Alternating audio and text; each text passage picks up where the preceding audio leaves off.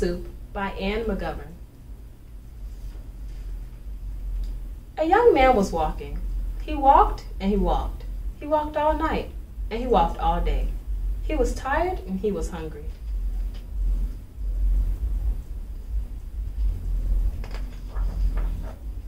At last, he came to a big house. "What a fine house," he said. "There will be plenty of food for me here." He knocked on the door.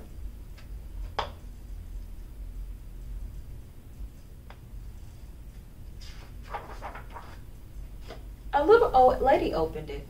"Good lady," said the young man, "I am very hungry. Can you give me something to eat?" "I have nothing to give you," said the little old lady. "I have nothing in the house. I have nothing in the garden."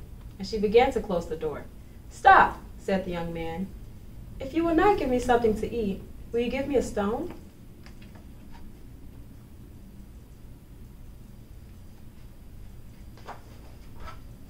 "A stone?" said the little old lady. "What will you do with a stone? You cannot eat a stone." "Ah," said the young man, "I can make soup from a stone." Now the little old lady had never heard of that. Make soup from a stone? Fancy that. "There are stones in the road," said the little old lady. The young man picked up a round gray stone. "This stone will make wonderful soup," he said. "Now get me a pot."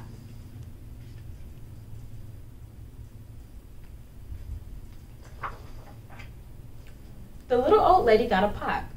"Fill the pot with water and put it on the fire," the young man said.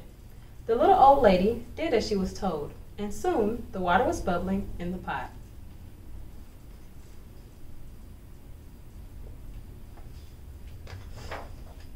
The young man put the round gray stone into the pot. "Now we will wait for the stone to cook into soup," he said. The pot bubbled and bubbled. After a while, the little old lady said, "This soup is cooking fast." "It is cooking fast now," said the hungry young man, "but it will cook faster with some onions."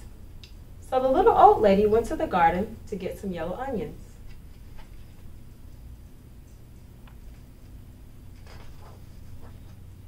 Into the pot went the yellow onions with the round gray stone. "Soup from a stone," said the little old lady. "Fancy that." The pot bubbled and bubbled. After a while, the little old lady said, "This soup smells good." "It smells good now," said the hungry young man, "but it will smell better with some carrots."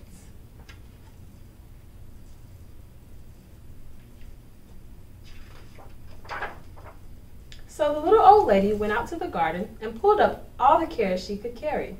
Into the pot went the long, thin carrots with the yellow onions and the round, gray stone. "Soup from a stone," said the little old lady. "Fancy that." The pot bubbled and bubbled. After a while, the little old lady said, "This soup tastes so good." "It tastes good now," said the hungry young man, "but it will taste better with beef bones."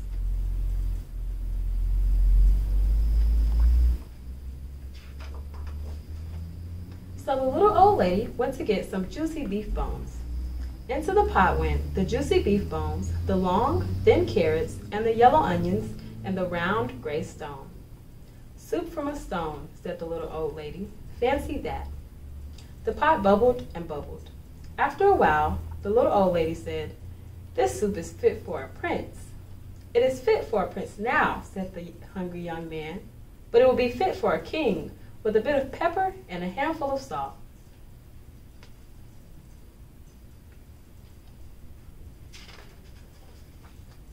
So the little old lady got the pepper and the salt. Into the pot went the bit of pepper, the handful of salt, the juicy beef bones, the long, thin carrots, the yellow onions, and the round, gray stone. "Soup from a stone," said the little old lady. "Fancy that." The pot bubbled and bubbled. After a while, the little old lady said, "This soup is too thin."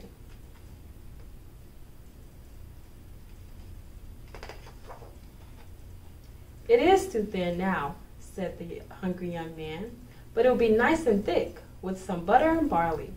So the little old lady went to get butter and barley. Into the pot went the butter and barley with a bit of pepper and a handful of salt, the juicy beef bones, the long, thin carrots, the yellow onions, and the round, gray stone.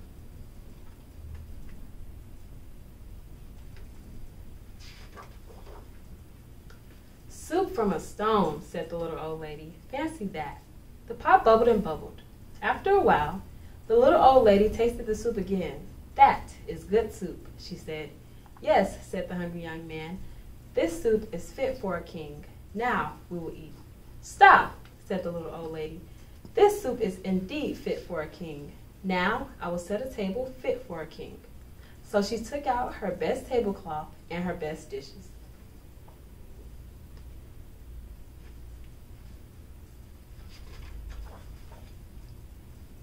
Then the little old lady and the hungry young man ate all the soup. The soup made with the butter and barley and the bit of pepper and the handful of salt and the juicy beef bones and the long thin carrots and the yellow onions and the round gray stone.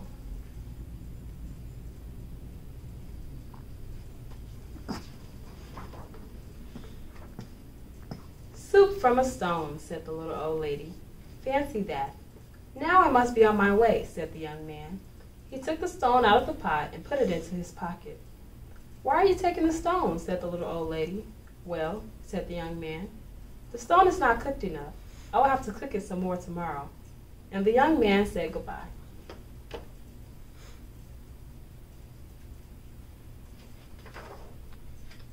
He walked on down the road. He walked and he walked. What a fine supper I will have tomorrow, he said to himself. Soup from a stone. Fancy that.